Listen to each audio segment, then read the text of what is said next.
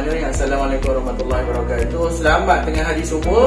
Saya nak memperkenalkan sahabat baik kami, iaitu kami punya collaborator yang mempunyai kepakaran masing-masing dalam bidang masing-masing. Saya perkenalkan Tuan Rafiq daripada Rexbit.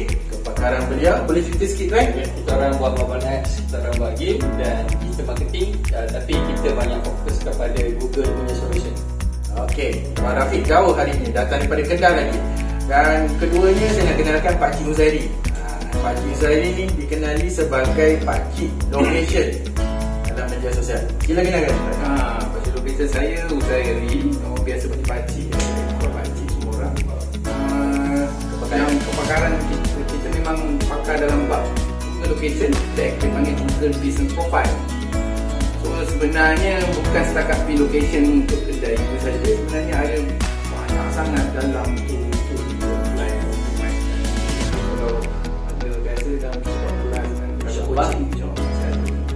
Kami akan bertiga akan buat satu kelas workshop.